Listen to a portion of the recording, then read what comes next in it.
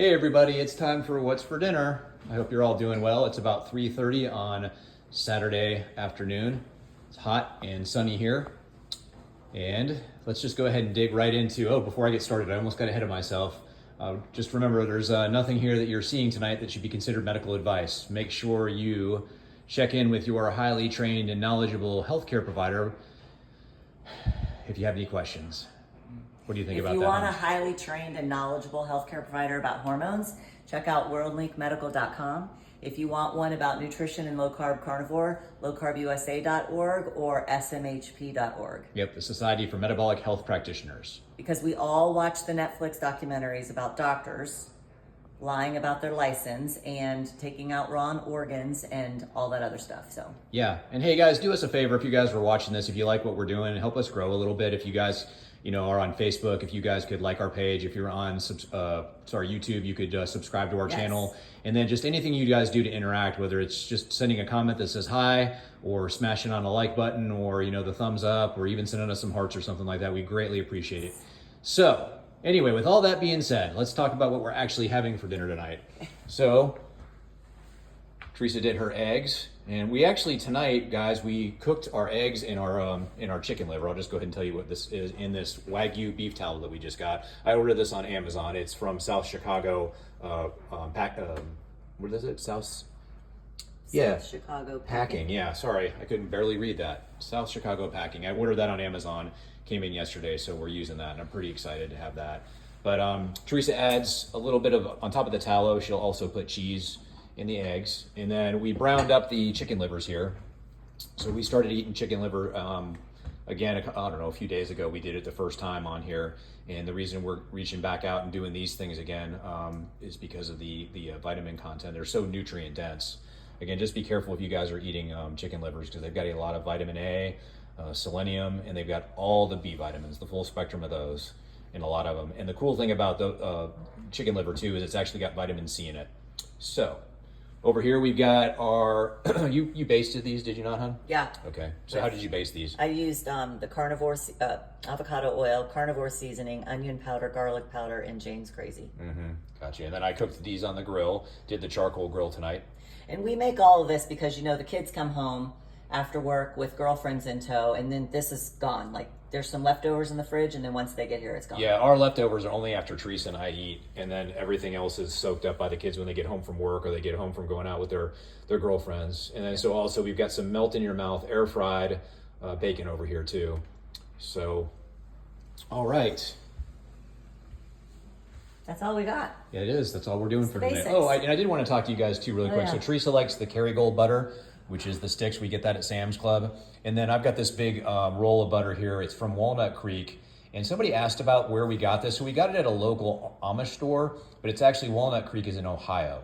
So you might want to look up Walnut Creek, Ohio if you're interested in ordering any of this butter. But it's delicious. It's just super creamy and good. Yeah, so I cut these big slabs off of this, and then I just lay that right over top of my steak.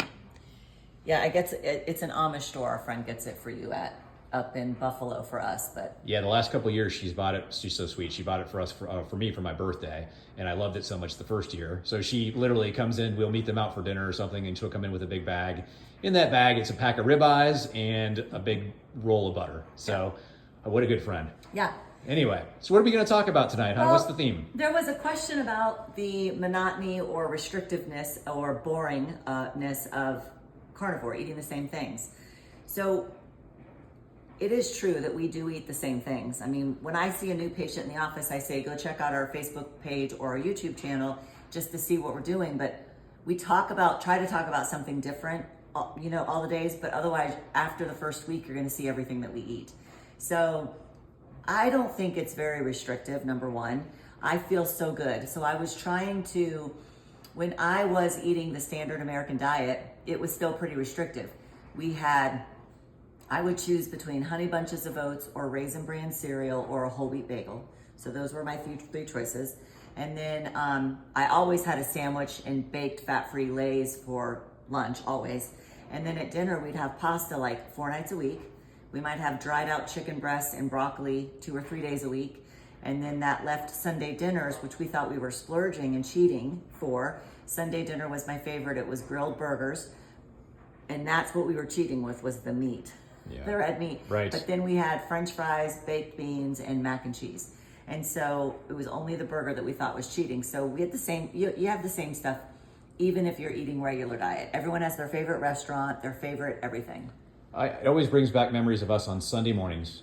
We would always make pancakes or French toast. We would throw all that other stuff in there, and we would eat our breakfast. Oh gosh. And this was at 9, 10 o'clock in the morning, whatever time it was. And then literally right after we finished breakfast, both of us would have to say, "Oh my gosh, we need a nap." Yeah. And we would nap for a couple hours on Sundays all the time. Yeah. And we always felt terrible after we ate that kind of food. Right, but I would make whole wheat French toast, and I would dip it in egg whites, not even actual eggs, egg whites, and you think you're doing everything right.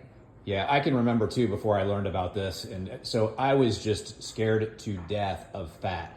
Fat was the enemy. Cholesterol was the enemy. All those things and it took me a long time to get over that. I can remember one day we went to, I think it was Olive Garden. I had come back from a work trip from overseas, and we were sitting in an Olive Garden one night, and the guy walked over, and he had brought me my salad that I was at before dinner, and they had coated it with olive oil. And I'm, of all things, I'm just like, I can't, bro, you're gonna have to take this back and bring me a salad without oil. Bring me something with some dressing, or bring me something. I can't have olive oil, like it's fat.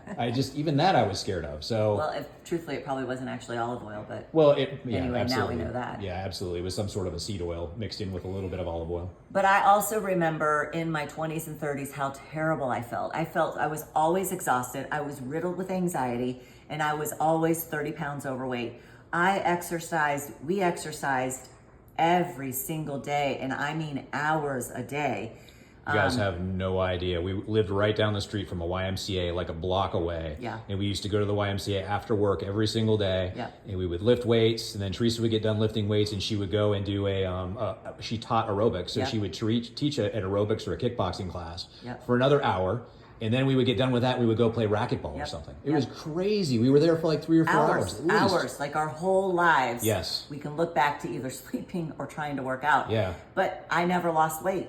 And if I hadn't have been working out like that, I would have been much heavier than 30 to 35 pounds overweight. Yeah. And I was strong. I mean, I had muscle under there, but I also had lots of fat covering it up. So you have to decide what's important for you. I like the fact that I don't have to take naps anymore, only if I'm sick. If I take a nap, I kind of wake up like, am I sick? I like the fact that my moods are pretty even. I'm pretty steady. I like that way better than having Pop-Tarts or, I know what else I might have had was oatmeal, but I always had maple and brown sugar oatmeal, always. Yeah. But I might have had that.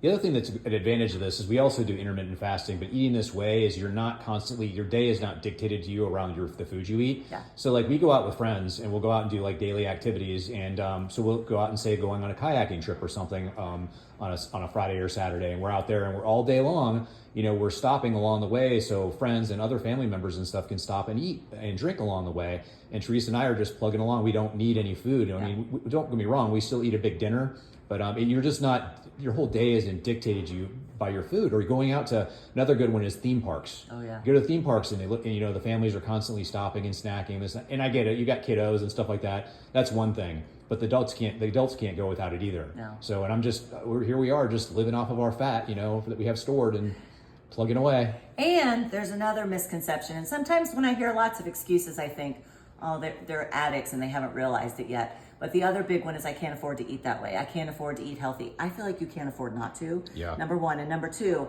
if any of y'all were really honest with yourselves and how many times you stop at the gas station for energy drinks and snacks, and you go to McDonald's or Burger King or Wendy's for drive-through, and then when you go out, like us just going out once a week when the kids were even little, to Chili's on a Saturday, it was at least $100 or more for the 4 of us. Yeah. So if you are really honest with how much you're spending on food, and like he just said, when you're eating this way, you're not eating all the time. I forget to eat. So Well, we're eating highly nutrient-dense Yes. foods. They're satiating. First of all, you don't need to eat nearly as much. Yeah.